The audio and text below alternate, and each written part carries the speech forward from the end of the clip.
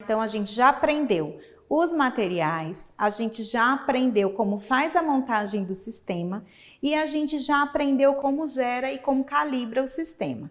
Então, agora a gente vai falar um pouquinho dos cuidados de enfermagem. Por quê? Porque, na verdade, não adianta somente a gente instalar, a gente calibrar o sistema, zerar, deixar lá e não observar. Então, esse tipo de monitorização, ele tem que ser observado constantemente e, além do valor numérico que ele nos fornece, a gente tem que observar também a onda da pressão arterial. Por quê? Porque muitas vezes essa onda vai estar amortecida ou ela vai estar superestimada. E aí eu vou ter o quê? Um falso valor da pressão arterial.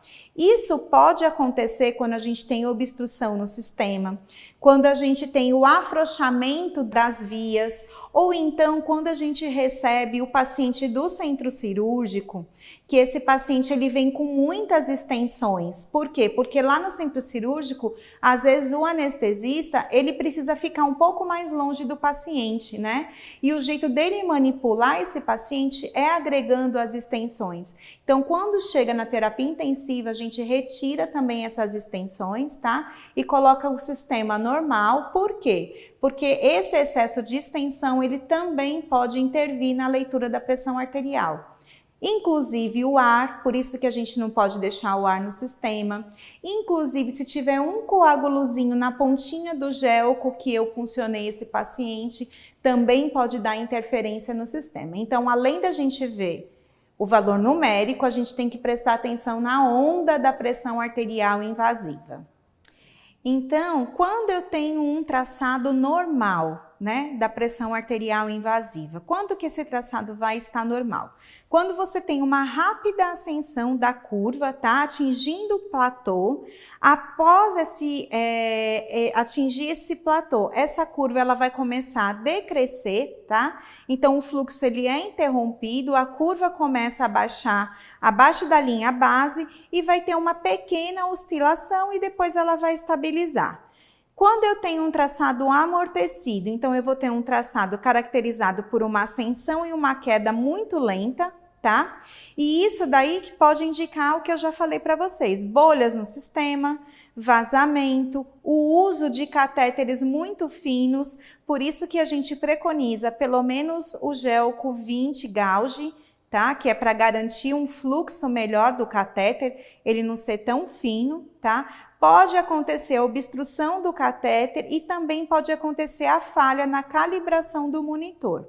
Outra coisa que pode acontecer é um traçado subamortecido. Então, ele é caracterizado por uma ascensão e queda normais, porém, se a infusão for interrompida, as oscilações obtidas se sustentam por um período de tempo ou elas não desaparecem. Então, você tem várias oscilações, em torno de 2 ou 3 oscilações, tá? Isso pode indicar calibragem incorreta e o uso de extensões e também o uso de extensões que não são padronizadas, não são compatíveis com aquele sistema de pressão arterial invasiva.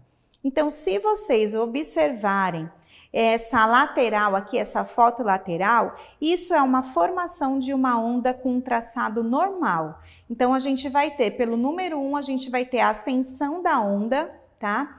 Depois a gente vai começar a ver uma queda entre o número 2 e o número 3. O número 3 vai ser praticamente o platô, ela vai dar uma estabilizada, depois ela cai novamente e ela faz apenas uma oscilação. Depois ela começa a atingir o seu pico mais alto novamente, tá? Então, um dos cuidados muito importantes da enfermagem é a gente fazer o quê? É a gente procurar se tem alguma falha no sistema.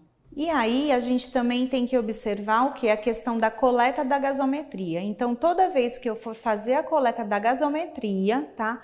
Ou for fazer a coleta de algum exame laboratorial, sempre é importante a gente lembrar que no sistema a gente tem soro fisiológico. Então, muitas vezes a gente tem que desprezar a primeira amostra e colher a amostra exatamente do exame laboratorial. Por quê? Porque senão você vai ter uma alteração brusca do sódio no paciente. Por quê? Porque o circuito né? Ele contém o soro fisiológico. Outra coisa que a gente sempre vai observar é a questão da perfusão do membro, a temperatura, observar o sítio da punção. Como eu disse para vocês, não é simplesmente a gente instalar o catéter e observar o resultado no monitor. Não é isso, é um acompanhamento diário para ver se não tem sangramento, para ver se não tem formação de hematoma, para ver se o membro do paciente ele está bem perfundido, tá? Então tudo isso a gente sempre tem que acompanhar.